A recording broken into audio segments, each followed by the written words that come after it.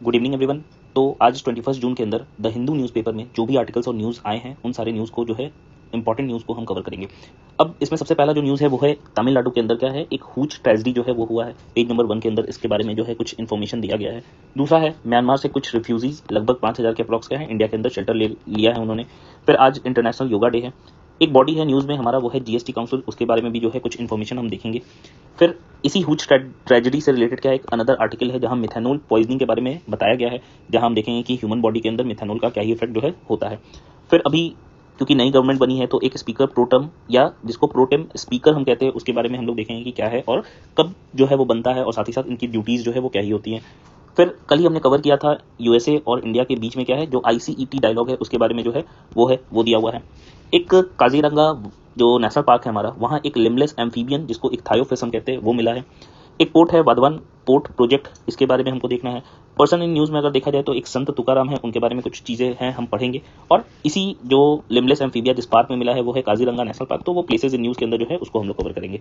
तो स्टार्ट करते हैं। पहला जो है हमारा वो है तमिलनाडु के अंदर हुज ट्रेजेडी हुआ। अब यहाँ पे एक वर्ड आया हुज। हुज का मतलब क्या है? सिंपल सा चीज हम कह सकते हैं कि hooch is an alcoholic liquor especially when it is cheap और मेड इलीगली, यानी कि वैसा कोई भी लिक्वर, वैसा कोई भी अल्कोहलिक सामान जो कि क्या है कि इलीगल तरीके से अगर उसको प्रिपेयर किया जा रहा है। अच्छा, इलीगल तरीके से प्रिपेयर होगा तो ऑब्वियसली उसमें मार्जिन या प्रॉफिट काफी ज्यादा होगा। एंड इसीलिए जो चीप क्वालिटी के लिक्वर होते हैं उसमें क्या है उसी चीज को हम लोग हुज कहते हैं। एंड इसी हुज के कारण क्या है कि जो ट्रेजेडी हमको देखने को मिल रहा है, जहाँ पे आज का डेटा अगर हम देखें तो 39 लोगों की क्या है मौत हो गई है। ठीक है, तो जो इलीगली प्रोड्यूस्ड अल्कोहल है which is known as hooch और country liquor are a regular occurrence in India. और बार बार हमको न्यूज़ में देखने को मिलता है कि हमारे यहाँ भी न्यूज़ आती है कि भाई ये जो है जो हुज ट्रेजेडी है अलग अलग रीजन्स में देखने को मिलता है। एंड इसी को हम लोग कहते हैं कि जैसे न्यूज़ आती है कि भाई नशीली शराब पीने से क्या है इतने लोगों की मौत हो गई, तो आखिर वो नशीली शराब या जानबूझ के जहर तो किसी शराब में नहीं मिलाया जा रहा है, यानी कि उसका क्वालिटी जो है वो ऑप्टिमम नहीं है। उसमें मेनली क्या है अदर कंपाउंड्स, जैसे नॉर्मली क्या है कि अल्कोहल जो है वो इथानॉल होता है जिसको इथाइल अल्कोहल हम लोग कहते हैं, जो कंज्यूम किया जाता है।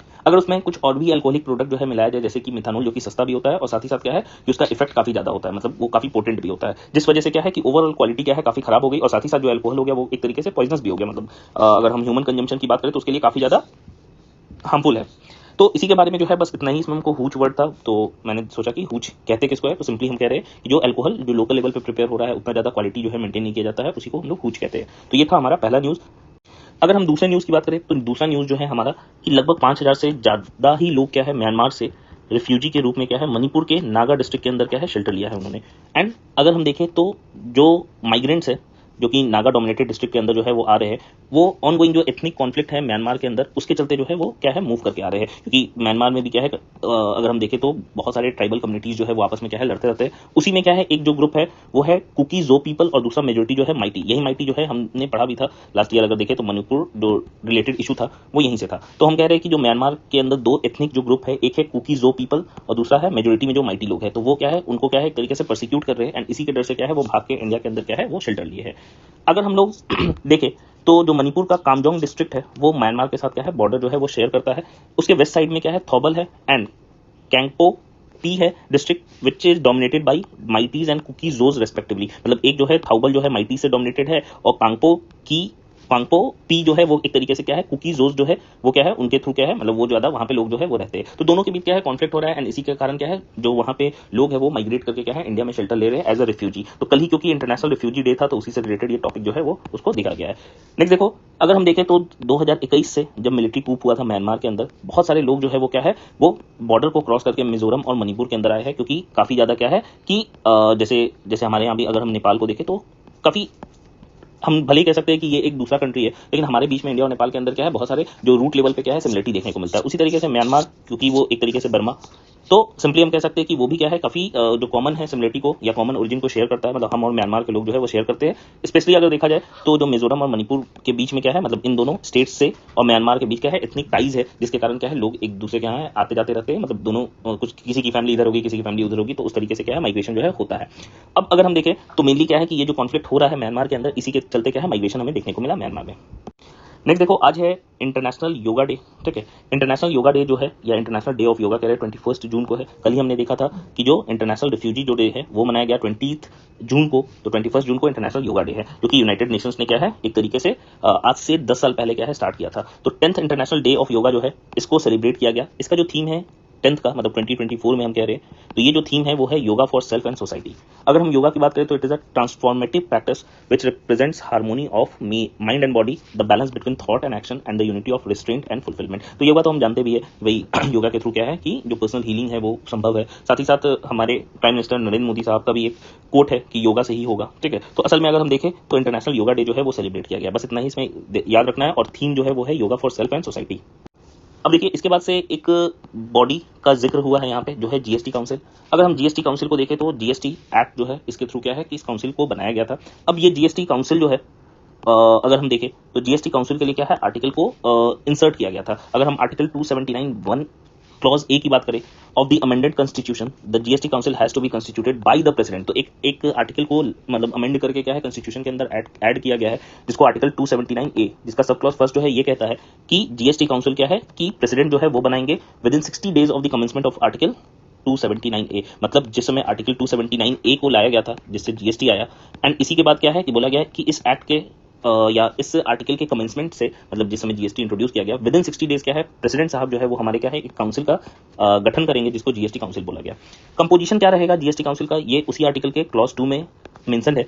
The goods and service tax council shell consist of the following members. Chairperson कौन होंगे भाई, यूनियन फाइनेंस मिनिस्टर। अच्छा ये याद रखना है, जीएसटी काउंसिल के जो चेयरपर्सन होते हैं वो यूनियन के फाइनेंस मिनिस्टर जो है वो होते हैं।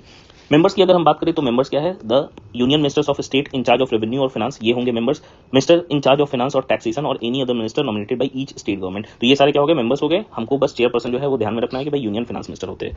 क्या ऑब्जेक्टिव है जीएसटी काउंसिल का, तो सबसे पहला क्या है, to ensure smooth implementation of the GST, regulate the goods and services tax regime in India, to harmonize tax laws across states, to simplify the tax structure, eliminate cascading taxes and reduce compliance costs, to monitor all the taxation process to avoid fraudulent processes। तो basically यही क्या है, यही सारे objectives है। Mainly क्या है कि जो जीएसटी इंट्रोड्यूस हुआ वो किस तरीके से पूरे कंट्री में नेशन वाइड क्या है एक स्मूथ तरीके से इंट्रोडक्शन हो सके, ताकि जो कास्केडिंग हो रहा था, कास्केडिंग ऑफ टैक्सेस कहने का मतलब कि जो मल्टीपल लेवल पे टैक्सेस जुड़ते थे, तो इसी जीएसटी लाने का मेन पर्पस क्या था कि भाई एक ही गुड्स एंड सर्विस टैक्स रहेगा। जो स्टेट वैट लगाता है या हम कह सकते हैं जो अदर टैक्सेस होते हैं उनको सबको हटा के क्या है स्क्रैप करके एक ही टैक्स जो है वो इंट्रोड्यूस होगा, जो सब पे क्या है लागू होगा। अब इसी चीज को क्या है कि हम कह सकते हैं कि कास्केडिंग इफेक्ट, की जो टैक्सेस कास्केड करते थे कि अलग अलग टैक्सेस जो है जुड़ते चले जा रहे हैं, जिसके कारण क्या हो रहा है कि काफी कंफ्यूजन है और काफी ओवर बर्डन भी जो है वो टैक्स का झेलना पड़ता था। तो उसको सबको हटा के क्या है जीएसटी को लाया गया था। तो इसमें इतना ही हमको पढ़ना था।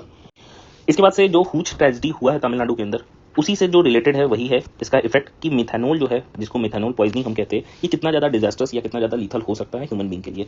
How is spurious liquor made and why does it have deadly effects. तो जो स्पूरियस लिकर यानी कि जो हुच बनाया जाता है वो कैसे बनाया जाता है और साथ ही साथ उसका क्या ही इफेक्ट जो है बॉडी पे हमें देखने को मिलेगा। तो अगर हम कंपोजिशन की बात करें तो ये जो लिकर बनाया जाता है लोकल लेवल पे, उसमें ऑफनली क्या है कि मिथेनॉल जो है वो इथेनॉल के साथ क्या है ऐड किया जाता है, जिसके कारण क्या है मिथेनॉल क्यों ऐड किया जा रहा है, क्योंकि इसको ऐड किया जाता है कि क्योंकि ओवरऑल क्या है इंटॉक्सिकेटिंग इफेक्ट क्या है इंक्रीज हो जाता है। मतलब कि मान लो हम कह रहे हैं जितना इफेक्ट 100 ml अल्कोहल जो है बॉडी में करेगा, जितना नशा जो है वो देगा, वहीं पे मान लो कि 50 ml क्या है मिथेनॉल ही उतना ही इफेक्ट देगा, यानी कि ओवरऑल जो नशा करने की कैपेसिटी है वो क्या होती है इंक्रीज हो जाती है।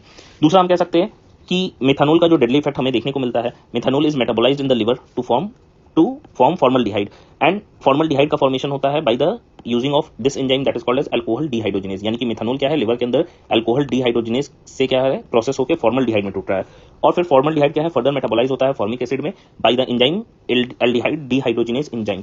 एंड जब बॉडी के अंदर क्या है एक्युमुलेशन होता है फॉर्मिक एसिड का, it leads to metabolic acidosis and acidemia, damaging various organs and leading to potential death. तो ओवरऑल अगर हम लोग देखें तो ये बॉडी में डिजास्टर्स इफेक्ट है कि पहले क्या है फॉर्मल्डिहाइड में टूटेगा अल्कोहल डिहाइड्रोजिनेज, फॉर्मल्डिहाइड क्या है फर्दर फॉर्मिक एसिड बनाएगा, फॉर्मिक एसिड क्या है कि फर्दर एक्युमुलेट होता है, जिसके कारण क्या है जो ऑर्गन्स है हमारे क्या है वो डैमेज होना स्टार्ट होते हैं।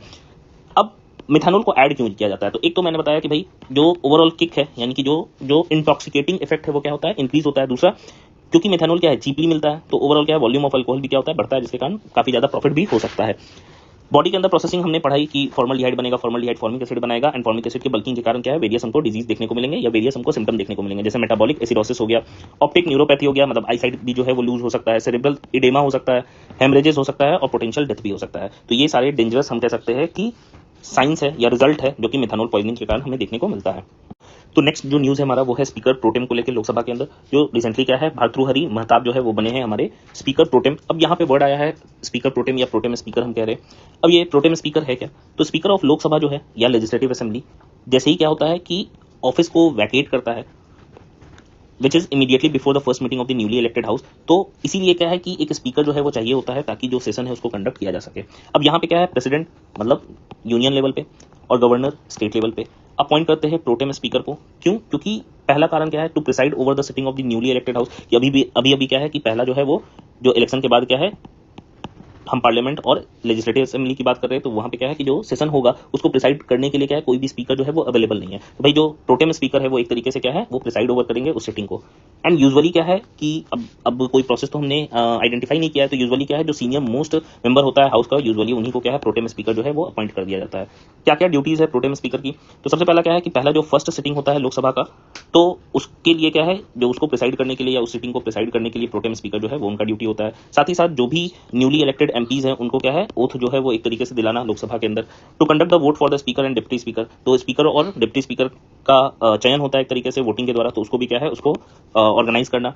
On the election of new speaker the office of the pro tem speaker जो है वो सीजेस टू एग्जिस्ट। मतलब प्रोटेम स्पीकर एक तरीके से हम सिंपली कह सकते हैं टेम्पोररी बेसिस पे, कि नया अभी क्या है, गवर्नमेंट बना है, अभी जस्ट इलेक्शन हुआ है, तो एक जो टेम्पोररी स्पीकर है उसी को हम लोग प्रोटेम स्पीकर कह रहे हैं। और जैसे ही परमानेंट स्पीकर अपॉइंट होते हैं, इलेक्ट होते हैं, तो ये वाला जो पोस्ट है वो एक तरीके से डिसॉल्व कर जाता है, सीज कर जाता है। He also administer the floor test, क्योंकि इलेक्शन के बाद क्या है कि जो भी गवर्नमेंट बन के आ रही है उसको क्या है, फ्लोर टेस्ट जो है वो देना होता है, ताकि ये प्रूफ हो सके कि वो जो है मेजोरिटी के अंदर है भी। ठीक है, तो ये था प्रोटेम स्पीकर। तो इसमें बस इतना ही हमको समझना है कि जो टेम्पोररी स्पीकर होते हैं उन्हीं को हम लोग प्रोटेम स्पीकर जो है वो कहते हैं। इसके बाद देखो नेक्स्ट जो है वो है हमको पढ़ना, हमने कल ही पढ़ा था आईसीईटी, ये काफी इंपॉर्टेंट है हमारे लिए। आईसीईटी का जिक्र जो है वो बार बार जो है वो आएगा। अब ये आईसीईटी जो है डायलॉग जो कि यूएस और इंडिया के सिक्योरिटी एडवाइजर के बीच में होता है। एंड इसी में क्या है कि ये स्टार्ट जो है वो हुआ था, it was announced by India and the US in May 2022 और जनवरी 2023 से ऑफिशियली इसको लॉन्च भी किया गया था। एंड दोनों ही कंट्री के नेशनल सिक्योरिटी काउंसिल जो है वो इसको रन करते हैं।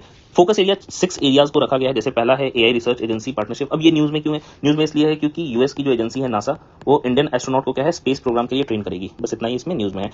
तो क्योंकि ये क्या है, आईसीईटी के बीच में क्या है, ये एक तरीके से मतलब फोकस एरिया था। यहाँ पे अगर हम देखें तो cooperation on human space flight, यहाँ पे अगर हम देखें तो ये cooperation on human space flight क्या है, एक तरीके से कॉपरेट करना कि भाई स्पेस, जो कि हमने अभी जस्ट पढ़ा कि गगनयान है मिशन, तो ये गगनयान जो मिशन है हमारा, उसके लिए क्या है, एक तरीके से जो है ट्रेनिंग की जरूरत होगी। तो सिंपली जो यूएस की एजेंसी है, स्पेस एजेंसी नासा, वो इंडियन एस्ट्रोनॉट्स को स्पेस में जाने के लिए क्या है, ट्रेन जो है वो कर रही है अंडर द आईसीईटी डायलॉग। ठीक है, इसी के अंदर फिर क्या है, एक लिमलेस एम्फीबिया जो है वो मिला है हमको काजीरंगा नेशनल पार्क के अंदर, पहली बार जो है वो मिला है। अच्छा, एक टर्म है हम हर्पिटोफोना इस्तेमाल करते हैं, हर्पिटोलॉजी, रेंगने वाले जो भी एनिमल्स हैं उनके लिए हम लोग इस्तेमाल करते हैं। तो इसमें क्या है, जो एम्फीबियंस हो गए और रेप्टाइल्स हो गए, कलेक्टिवली इनको मिला के हम लोग हर्पिटोफोना जो है वो कहते हैं। जो लिमलेस एम्फीबिया मिला है, इसका नाम जो है वो है स्ट्राइप्ड सिसिलियन। ठीक है, तो स्ट्राइप्ड सिसिलियन जो है वो मिला है। स्ट्राइप्ड सिसिलियन जो है ये एक थायोफिस स्पीसीज है। It is a type of limbless amphibian belonging to the family Ichthyophiidae. ठीक है, तो ये फैमिली इक्थायोफिलिडी को जो है वो बिलोंग करता है। यहाँ पे ये एम्फीबिया में नॉर्मली क्या होता है कि एम्फीबियंस की बॉडी जो है वो डिवाइडेड होते हैं, हेड, ट्रंक और टेल रीजन कहीं कहीं पाए जाते हैं। ये जो है वर्म जैसा, मतलब ये स्नेक जैसा हमको दिखता है। लिम्स रहते हैं, ट्रंक में नॉर्मली क्या होता है, 2 पेयर लिम्स जो है वो प्रेजेंट होते हैं, लेकिन इसमें क्या है, लिम्स जो है बिल्कुल ही रूडिमेंट्री है। ठीक है, मतलब इल डेवलप्ड है। Caecilians are often mistaken for snakes और worms due to their elongated cylindrical bodies and lack of limbs. तो यूजुअली क्या है, सिसिलियन को हम लोग स्नेक्स के रूप में जगह जगह पे उनको कंसीडर कर लिया जाता है, मतलब माना जाता है कि लोग समझते हैं कि सांप है, या कुछ जो है अगर साइज छोटा होगा तो उसको वर्म समझा जाता है। They are primarily found in tropical regions of Africa, Asia and the Americas. जो ट्रॉपिकल रीजन है वहीं पे हमको ये लिमलेस एम्फीबिया जो है वो देखने को मिलता है। दे यूजुअली लिव अंडरग्राउंड और in moist soil habitats. Next अगर हम लोग की फीचर्स देखें सिसिलियन का, तो स्ट्राइप सिसिलियन का की फीचर्स में सबसे पहले बॉडी बिल्कुल ही क्या होता है, स्मूथ होता है, क्योंकि कोई स्केल नहीं पाया जाता है। एम्फीबियन है तो स्केल तो नहीं होगा। Cylindrical bodies with a ring और striped pattern, hence the name striped. ठीक है, और सिलिंड्रिकल बॉडी होता है, स्ट्राइप पैटर्न में रहता है, इसलिए इसको स्ट्राइप सिसिलियन हम लोग कह रहे हैं। सिसिलियंस आर प्रीडोमिनेटली फॉसोरियल। फॉसोरियल मतलब बरोइंग, मतलब ये गड्ढे बना के क्या है, सॉइल के अंदर जो है वो रहते हैं। ज्यादातर लाइफ जो है वो अंडरग्राउंड ही बिताते हैं, या जो लीफ के पास होते हैं, मतलब जो पत्ता वगैरह गिरा हुआ है उसी के अंदर जो है वो रहते हैं। एंड इसी वजह से क्या है कि इनका जो स्टडी है काफी डिफिकल्ट होता है, क्योंकि ज्यादातर ये क्या है, जो होल्स है, डिग्स है, उनके अंदर क्या होते हैं, प्रेजेंट होते हैं। ये बेसिकली अगर हम लोग देखें अगर न्यूट्रिशन के बेसिस पे, तो ये कार्निवोरस होते हैं। जो भी स्मॉल इन्वर्टिब्रेट्स होते हैं जो सॉइल और लीफ लिटर के अंदर पाए जाते हैं, उस पर ये फीड ऑन जो है वो कर रहे होते हैं।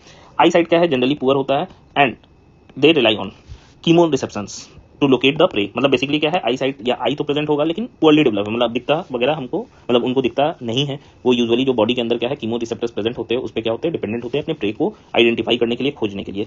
सिसिलियंस are known for their unique reproductive strategies which can involve live births और लेइंग एग्स। अब देखो यहाँ पे दोनों ही है, लाइव बर्ड मतलब हम विविपेरस नेचर की बात करेंगे, और एग लेइंग मतलब ओविपेरस नेचर, मतलब ये यूनिक पैटर्न दिखाते हैं, ये कभी विविपेरिटी भी शो करते हैं, कभी क्या है ओविपेरिटी भी जो है वो शो करते हैं। तो बस इतना ही इसको याद रखना है कि लिम्बलेस एम्फीबिया जो है इसको सिसिलियंस हम लोग कह रहे हैं, और स्ट्राइप सिसिलियन यानी कि एक थायोफिस स्पीसीज बोल रहे हैं। इसके बाद क्या है, एक पोर्ट है जिसको वधावन पोर्ट हम लोग कह रहे हैं प्रोजेक्ट। अब it is a proposed 75,000 crore container port project at Vadhavan in Maharashtra. तो एक प्रोपोज्ड प्रोजेक्ट है हमारा पोर्ट का। तो पोर्ट्स काफी इंपॉर्टेंट है, जैसे सबसे बड़ा जो पोर्ट है जवाहरलाल नेहरू पोर्ट है मुंबई के अंदर, तो उसी के बाद क्या है ये सेकंड अगर हम कहें तो लार्जेस्ट पोर्ट में से होगा। The port will be developed as a joint venture by the Jawaharlal Nehru port authority and the Maharashtra maritime board. दोनों मिलकर क्या है पोर्ट को जो है वो तैयार कर रहे हैं।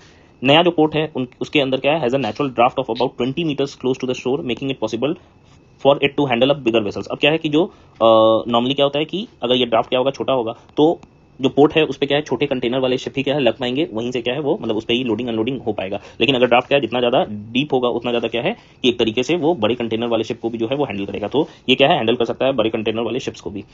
It will enable the call of container vessels of 16,000 to 25,000 20-foot equivalent units capacity, giving advantage of economies of scale and reducing logistic cost। तो असल में क्या है कि काफी जो बड़े साइज के कंटेनर है उनको हैंडल करने की कैपेसिटी इसके अंदर स्पोर्ट के अंदर होगी। It will be design to handle around 254 million tons of cargo. तो इतने बड़े कार्गो को क्या है हैंडल जो है वो कर पाएगा ये पोर्ट। तो असल में अगर हम देखें तो इसको बस याद रखना है कि वधावन पोर्ट जो है वो एक ज्वाइंट वेंचर के रूप में क्या है जवाहरलाल नेहरू पोर्ट अथॉरिटी और महाराष्ट्र मैरीटाइम बोर्ड मिलकर जो है वो बना रहा है। एक और चीज ये कि ये क्या है it will be developed as a green port. इसका मतलब क्या है कि it is planning to provide green fuel to the ships coming to the port, and the construction and operations are planned to keep in mind the environmental issues। तो एक चीज तो ये है कि ये ग्रीन फ्यूल जो है वो भी प्रोवाइड करेगा जो भी पोर्ट पे क्या है शिप्स आएंगे। और दूसरा चीज क्या है कि मतलब एनर्जी से रिलेटेड हम बोल रहे हैं, जैसे कि हम कहते हैं कि ग्रीन पोर्ट कहने का मतलब कि वहां पे क्या है कि जो भी इलेक्ट्रिसिटी यूज हो रहा होगा या जो भी मशीनरी यूज हो रहा होगा मोस्टली वो क्या होगा बाय अगर हम देखें तो नॉन रिन्यूएबल रिसोर्सेज से क्या है वो चल रहा होगा। ठीक है, सॉरी नॉन रिन्यूएबल कह रहे हैं, रिन्यूएबल रिसोर्सेज से जो है वो चल रहा होगा। आरई एनर्जी की हम बात कर रहे हैं, रिन्यूएबल एनर्जी सोर्स से क्या है पोर्ट पे जो भी इलेक्ट्रिसिटी वगैरह होगा वो उसी से जो है मैनेज हो रहा होगा। तो बस इसमें याद हमको यही रखना है कि वधावन पोर्ट जो है महाराष्ट्र के अंदर जो है वो स्थित है। इसके बाद देखिए एक अगर हम देखें तो एक पर्सन इन न्यूज में है जो है संत तुकाराम, जिनके अभंग्स के बारे में जो है वो दिया गया है। तो सबसे पहले अगर हम देखें तो संत तुकाराम क्या है, वो एक वर्करी सेंट थे और साथ ही साथ एक पोएट थे। एंड ये जो वर्करी सेंट है, वर्करी एक सेक्ट है which is spread across Maharashtra. Sant Tukaram and his works are central to it. ठीक है, तो ये जो सेक्ट है वर्करी सेक्ट उसी से क्या है संत तुकाराम भी बिलोंग करते थे। And he was famously known for abhang devotional poetry and community oriented worship through spiritual songs known as kirtan. तो कीर्तन के लिए काफी ज्यादा प्रसिद्ध थे संत Tukaram. He also composed a Marathi genre of literature called abhang poetry. तो अभंग पोएट्री एक तरीके से मराठी जर्नल है किस चीज का लिटरेचर का। ठीक है, जो कि काफी ज्यादा उसके अंदर अगर हम देखें तो वो इन्फ्लुएंस्ड है फोक स्टोरी, साथ ही साथ स्पिरिचुअल जो थीम्स है उनके अंदर जो है वो प्रेजेंट है। मतलब जो अभंग पोएट्री है वो उसके अंदर स्पिरिचुअलिज्म जो है हमको देखने को मिलता है। तुकाराम टीचिंग वर रिगार्डेड एज वेदांत बेस्ड। तो वेदांत जो फिलोसफी है, अब ये वेदांत फिलोसफी मतलब कि कोई एक रिलीजियस हम नहीं फिलोसफी कह सकते, बस वेदांत फिलोसफी यही है कि कोई भी इसको फॉलो करेगा तो जैसे एक हिंदू जो है अच्छा हिंदू बन सकता है, एक क्रिश्चियन जो है अच्छा क्रिश्चियन बन सकता है, एक मुस्लिम जो है अच्छा मुस्लिम बन सकता है। यानी कि वो एक अदर हम कह सकते हैं कि रिलीजन नहीं है, बस एक वे ऑफ लाइफ है कि एक बेटर ह्यूमन बींग जो है वो कैसे ट्रांसफॉर्म किया जा सकता है। तो जो तुकाराम का टीचिंग रहा है वो वेदांत बेस्ड जो है वही रहा है। अगर हम सोशल रिफॉर्म देखें तो उनके मैसेज जो है वो कास्टलेस सोसाइटी के इर्द गिर्द थे। एंड जो भी रिचुअल जो उस समय ब्राह्मणिज्म के द्वारा जो है वो सोसाइटी के अंदर काफी डोमिनेंट थे, उसके अगेंस्ट जो है वो उनके जो मैसेजेस जो है वो पोर्ट्रे करते एक तरीके से। तो उनका जो अभंग है it become the strong weapon against the brahmanical dominance of a society of the society. उस समय क्या है जो ब्राह्मणिकल डोमिनेंस था उसके अगेंस्ट यूज करने के लिए उनका जो अभंग पोएट्री है उसको काफी ज्यादा यूज जो है वो लोग जो है वो कर रहे थे। एक तरीके से मैसेज हो गया, स्ट्रॉन्ग वेपन हो गया कि भाई जो ब्राह्मणिज्म जो है सोसाइटी के अंदर फैला हुआ है उसके अगेंस्ट जो है वो कैसे लड़ सकते हैं। नेक्स्ट अगर हम देखें तो लास्ट हमारा जो न्यूज है वो है प्लेस को लेके, जो कि हमने पढ़ा भी एक थायोफिस कहाँ पाया गया, काजीरंगा नेशनल पार्क। अब ये काजीरंगा नेशनल पार्क कहाँ है मैप में अगर हम देखें तो कल ही हमने एक और नेशनल पार्क को देखा था, नेशनल पार्क नहीं वाइल्ड लाइफ सेंचुरी था, जो कि पोबीतोरा वाइल्ड लाइफ सेंचुरी था जो गुवाहाटी के पास था हमारा। ठीक है, तो गुवाहाटी के पास था। यहाँ पे थोड़ा सा दूर अगर हम देखें तो यहाँ काजीरंगा नेशनल पार्क हमें देखने को मिलता है। काजीरंगा नेशनल पार्क कहाँ पे है, असम के अंदर है। It is also UNESCO world heritage site of India. And जो मेनली हम जानते भी है कि काजीरंगा किस चीज के लिए फेमस है, जो great Indian one horned rhinoceros है उसके लिए जो है वो फेमस है। अब यहाँ पे क्या है कि 5 बिग 5 हम लोग कह रहे हैं, काजीरंगा के अंदर 5 बड़े एनिमल्स काफी फेमस एनिमल जो है वो पाए जाते हैं। एक तो हो गया इंडियन राइनोसेरोस जो कि वन हॉर्न वाला है, दूसरा है रॉयल बंगाल टाइगर है, एशियन एलिफेंट है, वाइल्ड वाटर बुफेलो है एंड स्वैम्प डियर है। ये पांचों को मिला के क्या है हम बिग 5 ऑफ काजीरंगा जो है वो कहते हैं। Kaziranga is a vast stretch of tall elephant grass marshland and dense tropical moist broad leaf forest criss cross by 4 main rivers. तो देखो यहाँ से क्वेश्चन पूछा जा सकता है कि काजीरंगा में कौन कौन से रिवर जो है वो बहते हैं। एक तो ब्रह्मपुत्र हो गया, दूसरा दिफ्लू हो गया, तीसरा है मोरा दिफ्लू एंड चौथा जो है वो मोरा धनसिरी है, धनसिरी। तो धनसिरी हो गया, एक हो गया दिफ्लू हो गया, सॉरी एक ब्रह्मपुत्रा हो गया, दूसरा हो गया दिफ्लू, तीसरा हो गया मोरा दिफ्लू और चौथा हो गया मोरा Dhansiri and has numerous small water bodies. तो काजीरंगा में मेजर जो है ये 4 रिवर्स हो गए। एंड इसी के साथ अगर हम देखें तो जो भी आज के करंट अफेयर्स थे 21 जून के अंदर वो सारे हमने देख लिए। एंड इस सेशन का जो पीडीएफ है आप इस चैनल के थ्रू जो है वो डाउनलोड जो है वो कर सकते हैं। जो चैनल नेम है वो है अननोन आईएएस, यूजर नेम जो है वो ये है, इस पे जो है आप पीडीएफ जो है वो डाउनलोड कर सकते हैं।